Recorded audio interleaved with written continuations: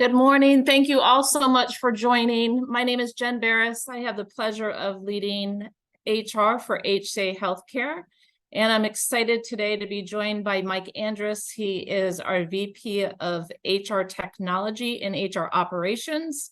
And then in a few minutes, we're going to turn it over to Etan Bernstein, who is just an amazing leader who has helped us on this journey. I'm going to let him kind of introduce himself and his product, but I wanted to introduce you to an incredible opportunity that we have to transform the way that we do background screenings within healthcare.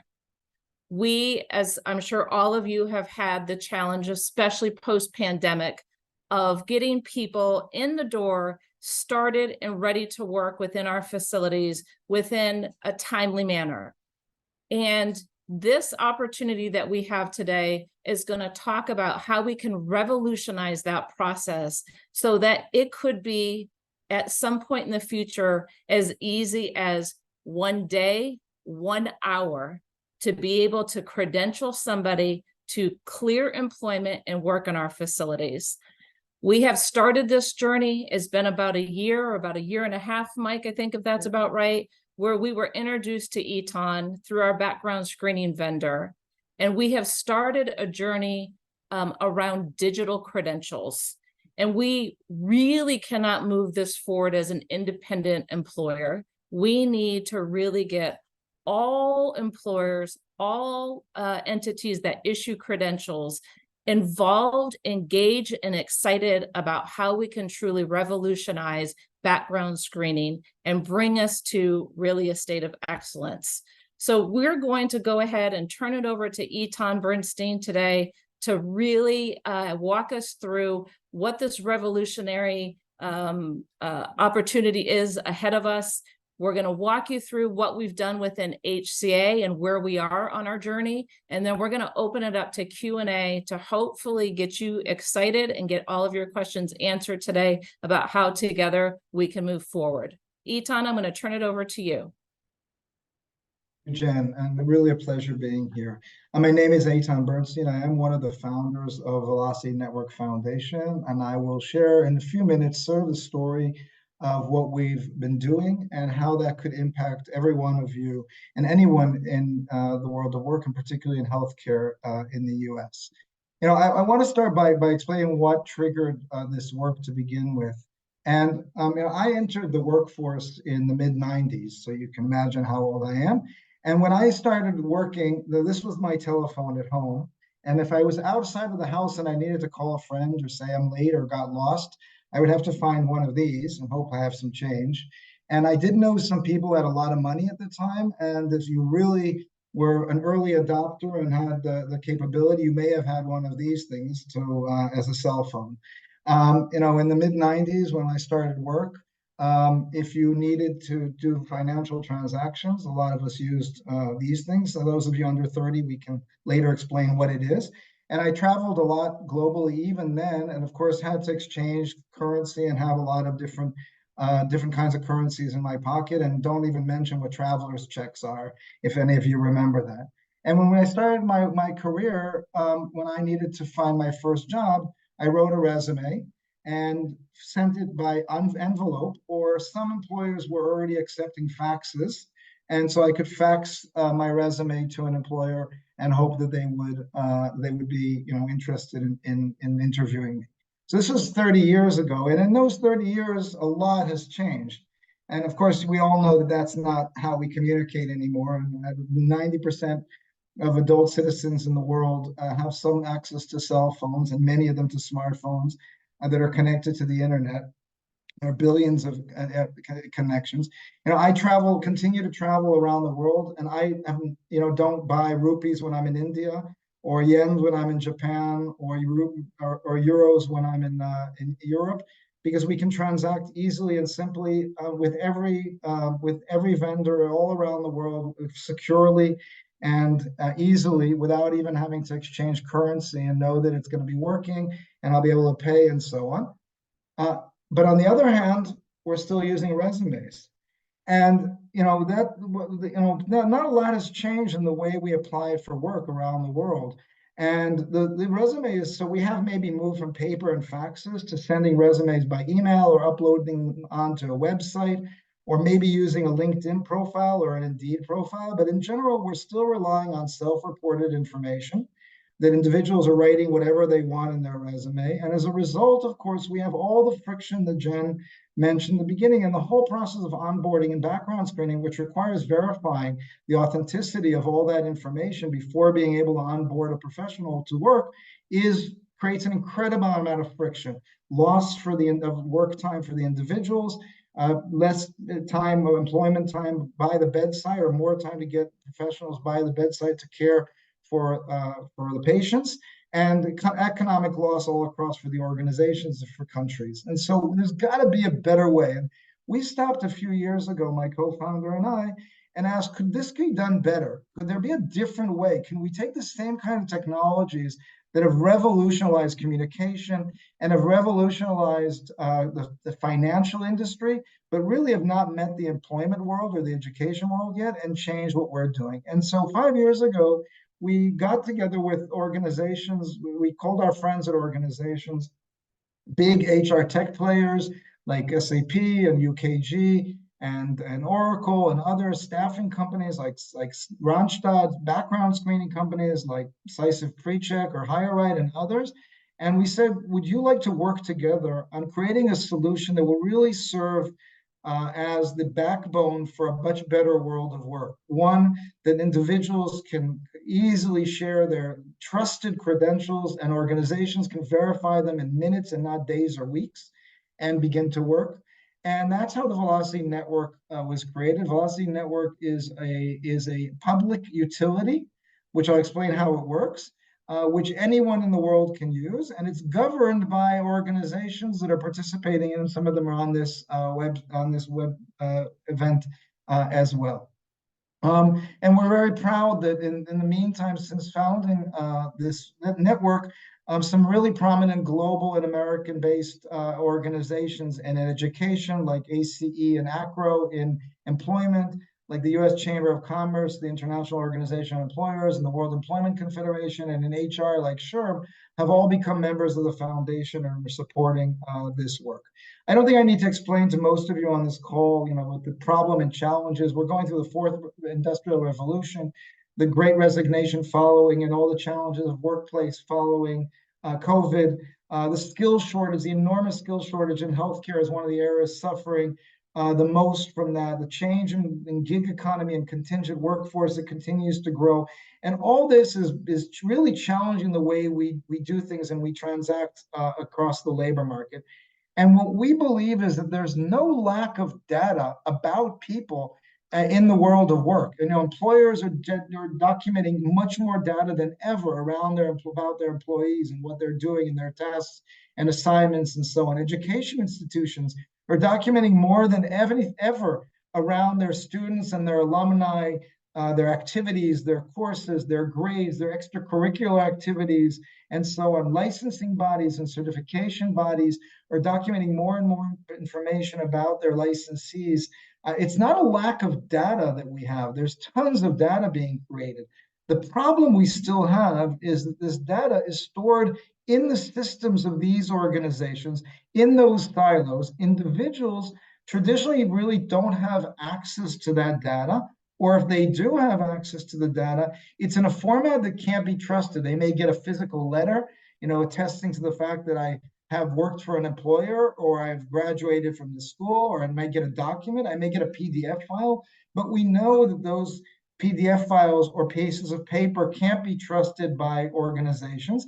And therefore, a relying party, an employer wanting to recruit and onboard someone, an education institution wanting to bring someone back into school, a certification or license body wanting to renew the license, can't rely on information reported by the individual, and therefore needs to contact the source or use a background screener to do all those verifications. And we know that that is what creates all the friction and all the time.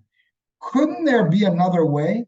Couldn't we give the individuals control of data in a way that can be trusted, and the individuals can control information in a way that they can share with anyone in a trusted way? And we believe that that's possible to do also in a way that takes into account all the difficulties and challenges that we have in a highly regulated world of privacy. We have to take into account that all around the world and in the US, more and more attention to privacy laws and to individual control of their data. So any solution that's put in place has to take into account that this is where the world is going, and we need to be very sensitive to the individual ownership and control over what over their data and what people see. So we set out as a foundation, the Velocity Network Foundation, to fix the broken data layer underlying the global labor market. That sounds like a very big mission, and it is. 5.5 years later, I can tell you that I'm not sure we knew how big it is when we set out, but we are a conglomerate or collection of almost 100 organizations already working together to make that happen. And we invite everyone on this call who's not yet part of this to come join us. So what's the vision? How do we change this? How do we address this? Well, what if we can turn all education and career records into immutable, verifiable digital credentials that are owned by the individuals? That's a lot of big words, so let me break that down. What if instead of getting a nice diploma from my university that I can put on my wall, that can still exist, I also got a digital credential, a digital file in a format that anyone can trust, that can't be changed, is immutable and therefore trustworthy. I would store it on my digital wallet the same way as I store my boarding pass when I fly, or or maybe a ticket to a show that I go to and I store on my phone.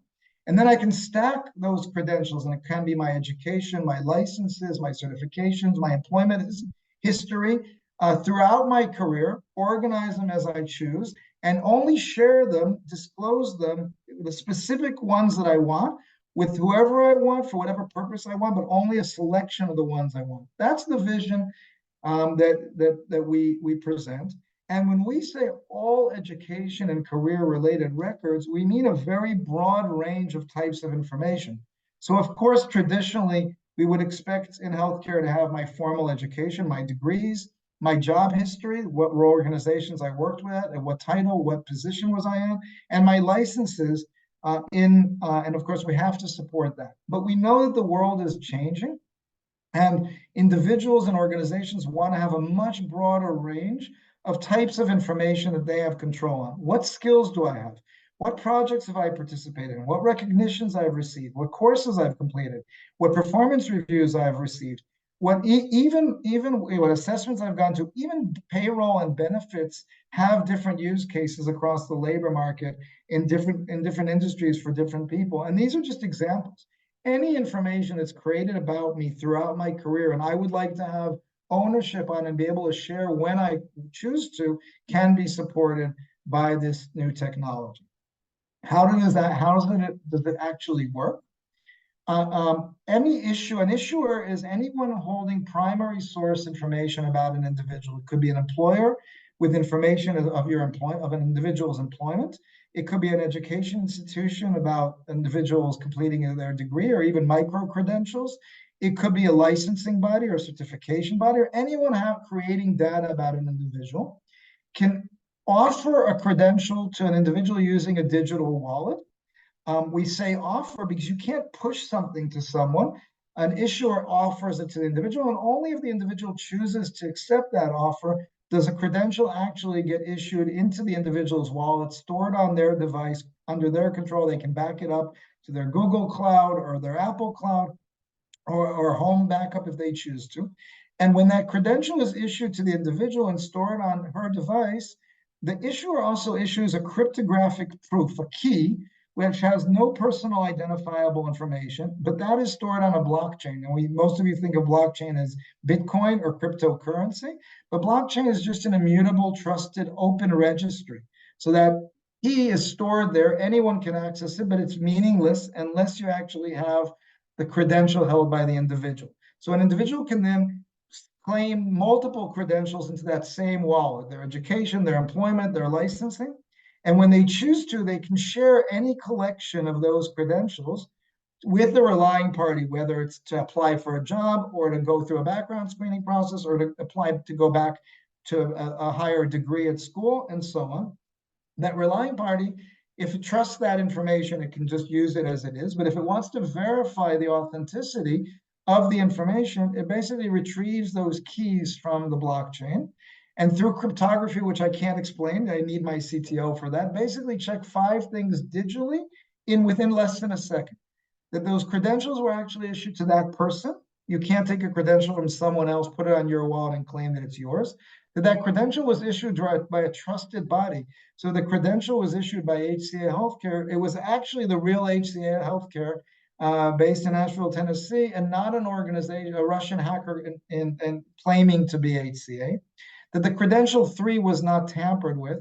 4, that the credential has not expired. We know there are certificates and licenses that expire. And 5, that the credential has not been revoked. We know there are cases where a credential, like a nursing license, may be revoked by the state nursing board. So all those 5 checks are done digitally within a second for any collection of credentials. So think about how that revolutionized onboarding. Once individuals have all their relevant credentials in their digital wallet, basically a whole verification can be done in seconds instead of days or even weeks. Now, our biggest challenge to make this really work is to ensure that this works for everyone everywhere. So our vision is that someone can graduate from nursing school in Manila, move to work in Dubai for 3 years in a hospital in Dubai, and be able to share her education with the hospital in Dubai, then immigrate to the United States and be able to show her employment record and her education and her experience and her licenses in the Philippines and in Dubai to the authorities in the United States. They can all understand those, verify them digitally within seconds, issue the relevant credentials, and so on. So to create this global interoperability, because we know the labor force is very mobile, we have a lot of migration and a lot of industries, including in healthcare. We need to ensure that this works technically everywhere in the world, that it works structurally everywhere in the world. All those credentials can be understood in a structural way and in a semantic way. Does a license in a different country mean the same thing as a license here? Does a certification, what does a certification actually ensure that a person has the right to do, and so on? A critical aspect of this is legal interoperability. We need to ensure that this network is compliant to regulations all across the world, including privacy regulations, but also regulations like FCRA and for the background screeners in the US and others, and that there's business process interoperability. This will work across different use cases in different places in the world, and there are rules of engagement. Everyone knows what the rules are and how they work. And that's what we've done for the last 5 years. So this is no longer theoretical. This is actually working. And I think Mike will give some examples of how HCA is already engaged. Now, important to say that, I mentioned that individual holds their credentials in a wallet. Velocity Network is not a wallet in the same way that the internet is not a browser. So, you can choose which browser you want to use when you interact with the internet, and you can use Chrome or Firefox or Edge or any other browser that you choose. In the same way, an individual has a choice of wallet. An individual can choose which wallet they want to use. And in that wallet, they can receive all those credentials. And by the way, if they want to change wallet, they don't like that wallet anymore, they can move all their credentials from one wallet to another. So a wallet is just a tool to help individuals access the opportunities on the network. And currently, we already have 4 wallets on the network, but many more to come in the very near future. Now, this is no longer a pilot. Velocity is real and growing all around the world. This map shows that we still have a problem in Greenland. We have no one with verifiable credentials in Greenland, Cuba, Iran, and North Korea, and there are a few other countries in yellow, but really globally this is happening, and mostly focused on a number of specific use cases, including healthcare in the US, which is clearly one of the areas where the most value for this will happen as it grows. And we already have over 1.5 million credentials issued to over 1 million individuals, many of them in US in healthcare. And the question many of you are probably asking is, how do we drive adoption? The real challenge of what we're doing collectively is to drive adoption, because this isn't even a simple problem. It's a very hard chicken, egg, and rooster problem. And we say chicken, egg, and rooster because there are actually 3 sides. that all of them need to be active for this to create value, right? We need to have issuers. We need to have organizations like employers and education institutions and licensing bodies issuing credentials. If there's no one issuing, nothing else happens.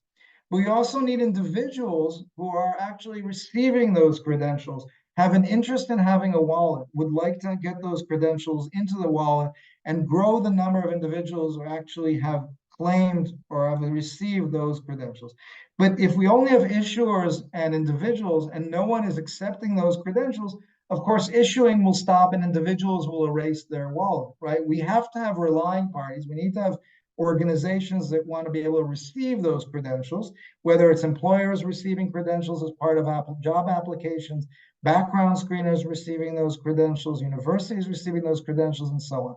So we need to solve the chicken, egg, and rooster problem pretty much all at once. And our community, our growing community of members and organizations engaged are exactly the way we're addressing this. So specifically around healthcare in the United States, we have a growing number of organizations that are engaged in enabling issuers or being issuers themselves. We have a growing number of organizations who have access to millions of individuals and are starting to attract those individuals to get excited about these opportunities, and organizations that provide the technologies or solutions or services to enable relying parties to get access to this as well. And of course, that's still the biggest challenge. And I think the call you'll hear from Mike and Jen, and as I pass this back to them, is really to come engage in this. You may see some of your existing vendors, maybe your background screening companies, maybe your learning management systems, maybe your applicant tracking systems or HR systems on this slide. And part of the opportunity for the employers on this call is to reach out to your existing service providers and technology providers and hear whether they can help you take advantage and engage in this emerging ecosystem. So with that, I think I'm going to hand this back to Mike to tell you a lot more about how HCA is addressing this. Great. Thank you, Mike? Etan. And just a quick sound check. I think we're good. Well, that was a great overview, Etan, and I'm really excited to share HCA's journey, both as a relying party. As Jen mentioned, we've been at this for over a year now, and we've got some great technology partners that have helped us get to where we're at today. I'll share some information on that, as well as our journey onto becoming an issuer as well. So actually, the steps that we'll be taking to really round out the full ecosystem and hopefully inspire some conversation and some questions from you all. I've seen a few questions here and also a few familiar names in our chat. So it's good to see everybody this morning. So going back over a year, November of 22, we partnered with PreCheck, who is our background check provider, embedded an integral part of our onboarding process for credential verification, background checks, education, work history. We, through that partnership with PreCheck, have developed a process where PreCheck sends an invitation upon consent to background check for a new candidate, an invitation to opt in to learn more about the Velocity network and also download a digital wallet, with the intent that as those credentials are verified by PreCheck, those individuals are able to then download their verified credentials directly into their wallet. We're seeing really good adoption rate of about 85% or so. Those that are invited to join and download a wallet through the process. And they are issuing both education and work history, as those are verified by PreCheck. Those are the two credentials today that users are able to download into their wallet. What we're seeing in our call to action here for everybody on the call is that next step, accepting those digital credentials into their wallet. We struggle with about a 10% adoption rate. So they're interested in learning. They've gone through the process, taking that last step then to download that digital credential. And it's really developing a demand. It's developing a familiarity and an education with those users to download their credential there as that final step. We've also partnered with telemetry slash JobVite, who sits on the front end of our application submittal process on the front end of our applicant tracking system. And they have now developed the capabilities for individuals that are applying for jobs at HCA to have the option to provide their digital credential through the application process. So even leaping ahead, as Jen mentioned, being able to get cut down on the number of days through this whole background check process. At the point of application now, JobVite has developed the capabilities for those individuals to share credentials with us through the application process. And then finally, we're partnering with Infor, who is our HCM cloud core HCM platform, to be able to intake digital credentials as well, and be able to do a verification directly once we've taken that either the education or the work history into our system. And so we're in the process now of building out what that looks like operationally from our internal workflows as well. So that's kind of the journey that we've been on to date, as far as kind of being a relying party, right? Being able to intake, but also issue digital credentials. We're really excited about the work that we have planned through the rest of this year and into early next year, which is partnering with our Galen College of Nursing to be able to issue digital diplomas or digital degrees directly on the Velocity network. So we're looking at either partnership through PreCheck or the ability to issue directly. So that takes HCA from not just an employer and a relying party, but also then becoming an issuer as part of the Velocity network ecosystem. And then finally, we'll be working with Infor to also be able to issue work history at HCA out directly onto the network as well. So those individuals will be able to claim their work history, own their work history with HCA. So as they then progress in their careers or they're moving to other opportunities, we have validated or verified their time with us at HCA, again, as a contribution back to the Velocity network.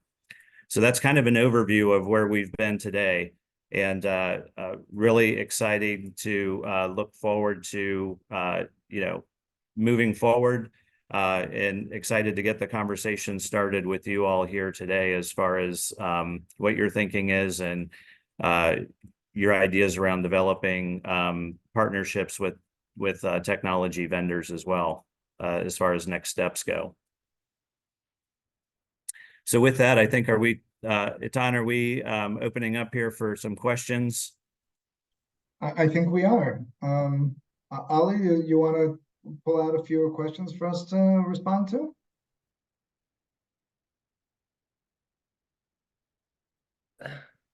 Hi, absolutely. Yeah. So we've had a question from Alan. He's asked, he said, I'd love the panel to share how credentials are issued and checked in a real scenario. Have you adopted open badge standards? What else is in the credentials, nurse and or doc registration numbers, etc.? So I'll start if you want to, Mike or Jen, and so the Velocity network, as I said, supports multiple different schemas. Open Badge, One EdTech Open Badge is one of those. But we just approved a specific license schema with the NCSBN, the National Council of State Boards of Nursing, so that they would be able to begin issuing nursing licenses for all 5.2 million nurses in the United States. And we have other schemas for employment, for education, for other different schemas. So the network is very flexible in what kinds of credentials the network is able to support. I think maybe Mike or Jeff, you want to just give the example of how specifically individuals are using that already today with, what kinds of information they're sharing already or can be receiving. Maybe that will answer that other part of the question.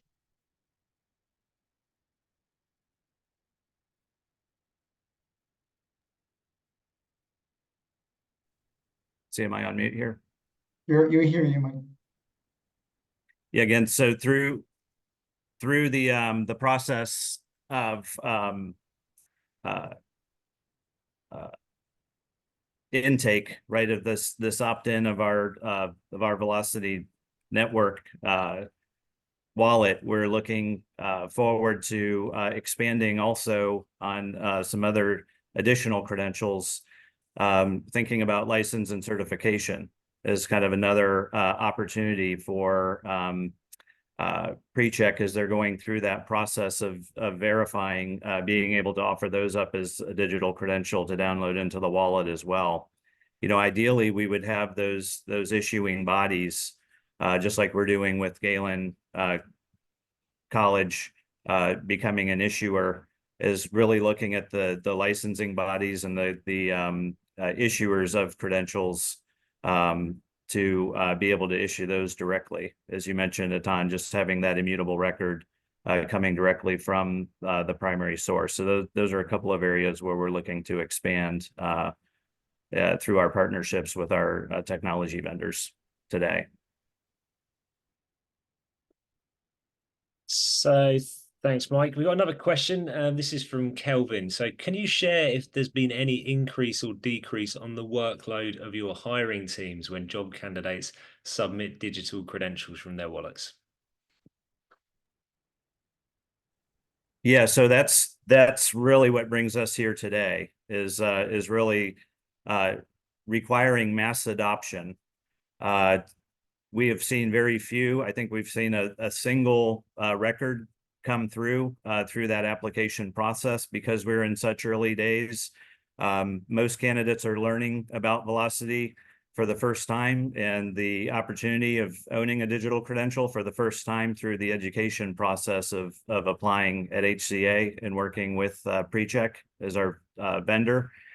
And so that's really our goal, right, is to be able to streamline that onboarding process, taking work off of our recruiters and off of our onboarding team specifically, and taking time out of the process. But again, being in early adoption at this point, we haven't been able to realize that efficiency going forward because we've had so few digital credentials actually coming through the process. What's exciting is that we've built the platform, so we're ready to do it. We just need to get, again, that critical mass out there, get an educated candidate population, and have other large employers start to generate the opportunity and the demand for these credentials as well. And that was really our goal for today, is to get some of these other large healthcare systems excited about the opportunity to jump on board here. I should have mentioned earlier, we've deployed this specifically across all of our divisions in the state of Florida. We're also expanding our footprint into Texas and then the rest of our HCA divisions throughout the balance of this year. So we've kind of been taking an iterative pilot process. But again, with the adoption now fully rolled out in Florida, again, this can also become kind of a geographic or regional play here as well, where we're getting other employers within specific geographies excited about this opportunity, getting them on board and helping to share the word. Yeah, this is Jen. Mike, thank you for that. That is one of the reasons we're on this call today. And we had really tried to get as many of our Florida healthcare partners on this call with us, because as Mike said, we piloted this in Florida.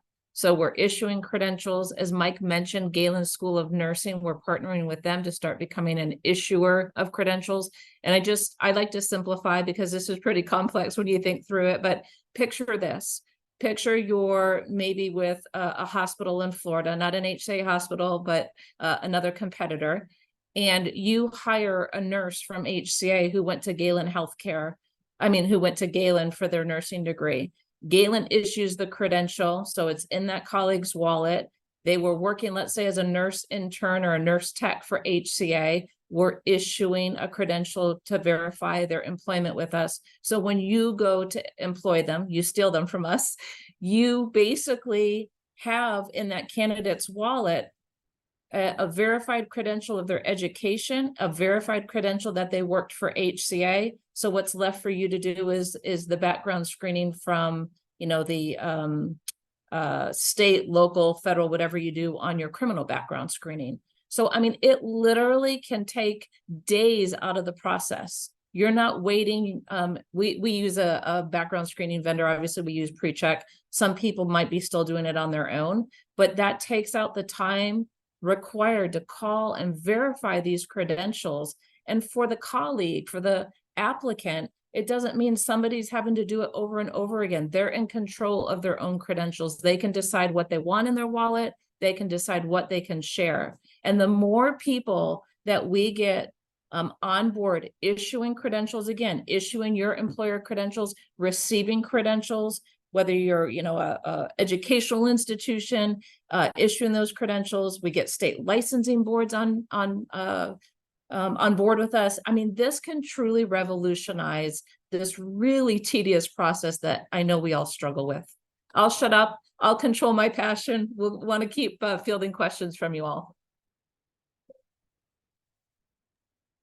Thanks, Jen. This might be one for you, Etan. Would you compare Velocity to a notary service? No, Velocity is not a notary service. It's a completely different paradigm. It's a paradigm of trust. So, think about being able to have an issuer issue something in a way that you can't change, and therefore you become the source of trust. The notary still needs a third party to verify information. One of the advantages of these new technologies, this distributed ledger technology, or what we usually call blockchain, is that you can give something to an individual and the individual can be trusted. Now that's a unique idea and a different way of thinking about things, because traditionally the individual couldn't be trusted, right? You needed to have someone verify, a third party, a trusted third party verify information. The Velocity network uses technology, not an organization, distributed technology, to ensure that an individual can be trusted, basically. And so think of this amorphous way, technological wise, of an individual being able to say, this is who I am, and this is what I've done, and this is what I know. And you can't cheat doing that. You can't lie, you can't round corners, you can't extend dates. That's what this technology enables doing. And it's not an organization doing it, it's technology enabling that to happen.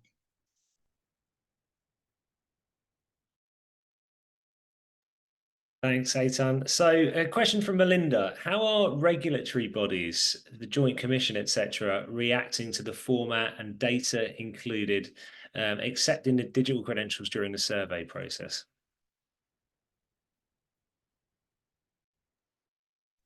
I can start that. So we started a conversation. We reached out to specifically, you asked about the Joint Commission. Obviously, in healthcare in the U.S., that's very important. I can tell you that we've talked to regulatory bodies around the world in many, many different industries and spaces. And those regulatory bodies in general are extremely excited about what we're doing, because the regulatory bodies are trying to do two things usually. They're trying to protect the end user, the patients, by ensuring that the information that is used to make decisions is complete and trusted, and there aren't issues of additional risk being added. That's one thing they're trying to do. And many regulatory bodies are also trying to protect the individual rights, whether it's FCRA that are trying to protect the individual's privacy or privacy regulations and so on. So most regulatory bodies are doing one or the other or both in the way that they're regulating their decisions. And when they understand how this technology works, they're really excited about it, because it really achieves both those objectives in a new way, which is much stronger, much less risky, because it's very, very hard, almost practically impossible to cheat or lie on this. So from a protection of the patients in the care of healthcare or the decision makers for the employers, this is very robust, more robust than any other method that exists today.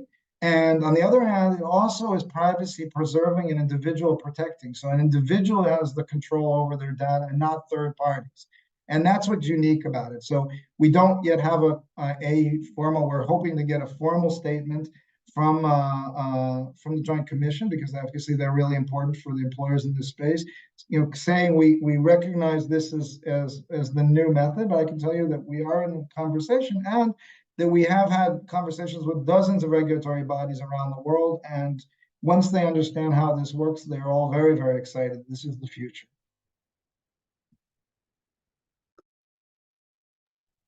Just picking up a question from the chat from Rachel. Have any accrediting bodies been involved in supporting Velocity? Not that we can formally say. We're in touch with a lot of organizations, but someone who hasn't gone public yet and made a formal announcement, I can't speak for them.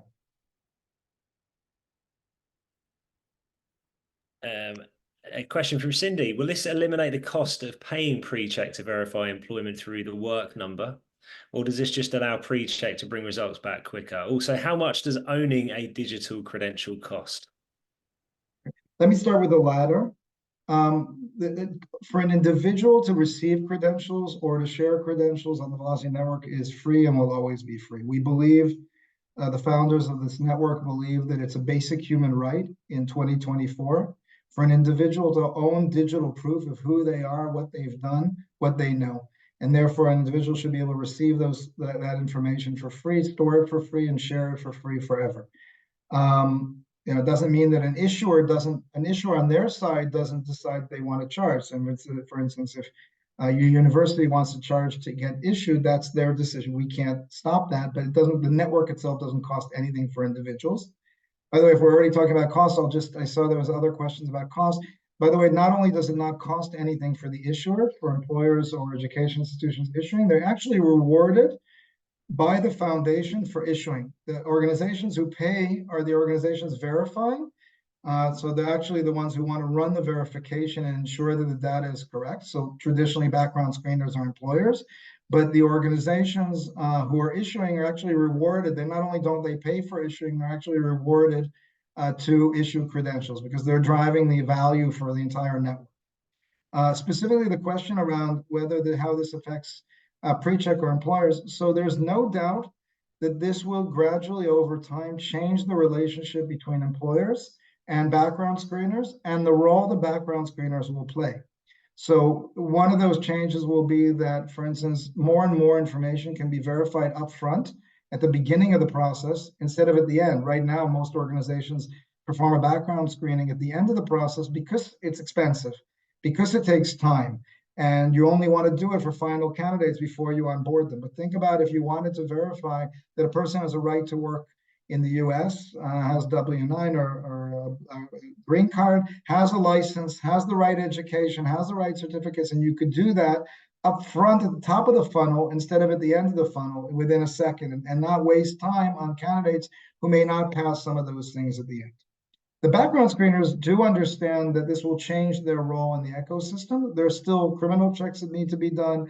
There are still other checks, and there's a lot of value in the integrative picture that the good background screeners are doing, but they won't need to rely on talks or the work number and other expensive third parties, and on the time it takes to verify information, particularly if you need to verify from, someone wrote during the summer break, or for an individual who's coming from abroad, that usually those are very, very difficult. Another follow-up question regarding colleges and universities. Jen, I think you sort of touched on this earlier on in terms of your relationship with Galen. Are there colleges and universities you have partnerships with where you could market digital credentials to their students to encourage them to apply? So I suppose this is a wider question about adoption and awareness of digital credentials.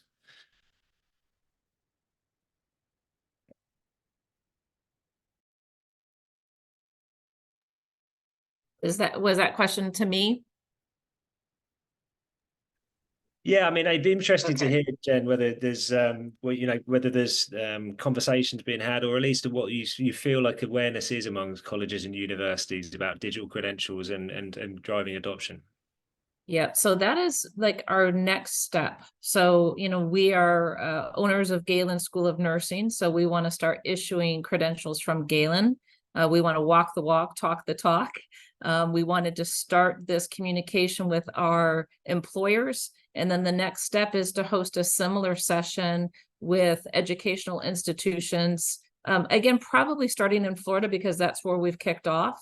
And we need to build that ecosystem, if you will. And we've got to show value. So we need to get the educational institutions on board. We need to get all of you who are employers on board. We need to start issuing credentials so that we can prove together the value of this. So right now, if you were to sign up again and you were to hire somebody from HCA and soon to be, you know, if they were a graduate of Galen, you would be reaping the benefits of that speed.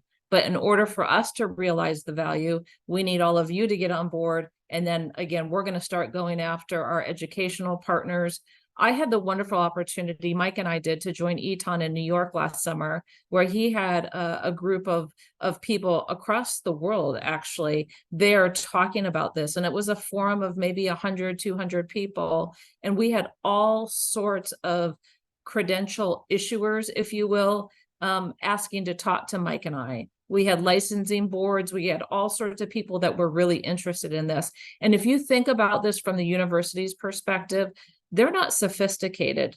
They're, you know, receiving those phone calls and having to spend labor resources. So this to me is like a complete no-brainer. And I chatted in the chat earlier today. If you can just imagine no longer having those delays over the summer months that I know we experience. It's a little bit more difficult to verify somebody's credentials over the summer because the school is, you know, closed down. They don't have as much staffing. But if they were just issuing these credentials, it would just be an immediate interface, if you will. So that is definitely step 2. Sorry for the long-winded answer. I do, before Ali, maybe before, I mean, I do want to mention something that Jen just spoke to, and it is part of, you know, aligned with Jen's call to action here. I mean, I think what HCA under Jen and Mike's leadership are doing is seeding an ecosystem that, just as Jennifer mentioned, is, you know, everyone will benefit from, but it really depends on others jumping on board so that even HCA can benefit. Right now, HCA is leading the way and creating value for everyone, for the individuals, whether they work at HCA or whether they later move to other organizations, and for other employers. I think the call here, which I want to emphasize, is for other leaders like Jen and Mike to understand that this is a transformative opportunity for the industry. It takes time, but unless we start now, it won't happen ever. And the more of us start now, the more we all benefit from it faster. And, you know, everyone's struggling from this for years. So why not really work together? This is an area where collaboration is more important than competition, and where all boats rise when the tide's coming in. And it's about really working together to bring the tide up for everyone, and so that all the employers in this space can benefit together, and the whole industry will work better, will be more efficient, for the benefit, in the end, for the ultimate benefit of the patients. Thanks, Etan. And we'll do one final question before I hand over to Jen to wrap up. And actually, this is a continuation actually of your point, Etan, around collaboration and the community coming together, because we all need all parts of the community in order to drive adoption. And it's been asked this question in a couple of different ways, but the last one was from Chris. Are the credentials delivered / available to employers in a format that can be imported into institutional systems such as HR or staff scheduling systems? Yes. So the way Velocity works is we publish a piece of software called a credential agent. It's open source, royalty free. Anyone can use it, and basically it does everything I described in those few slides.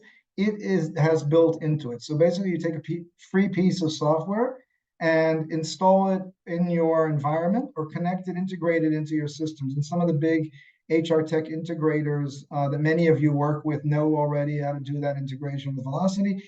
Think about it a little bit like using a mail server or using a PDF generator. Most of us don't use a PDF generator anymore because they're built into Office or Google, but in general, it's just a server. It's just an application that takes data from your core systems, turns them into these verifiable credentials, and issues them to a wallet. Or on the other hand, receives those credentials as verifiable credentials from an individual, verifies them on the blockchain, and then through APIs, basically pushes them into your system of record, whether it be your applicant tracking system, your HR system, your learning management system. So that's the way this credential agent works. And the credential agent is free, open source, available on our website for anyone to download and install.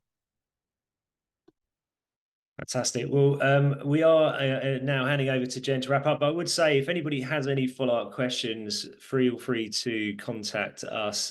Also, we have made a note of all questions that have been added to the Q&A box and into the webinar chat. So if we haven't answered your question directly, we'll follow up with you after the session to do that. And of course, if you'd like to discuss this further, I'm sure Etan's would welcome everyone reaching out and arranging some time to speak directly. Jen, over to you. Yeah, I just want to thank everybody for joining. Especially we've had a great HSA presence on this call. Many of our HR VPs in the state of Florida joined. Our IT leader, Udi, joined. He's been a great partner here. But for all of those that are not part of the HSA network, I really encourage you to learn more and to join us in this transformation. I believe wholeheartedly in what Etan said. If we don't start now, then when? When are we going to really advance this? I would love to see it before I retire, where it's just absolutely, minutes to credential somebody and we can get people to work caring for our patients at the bedside as quickly as possible. So thank you again so much for joining, and we will try to answer your questions in partnership with Etan and team. Thank you.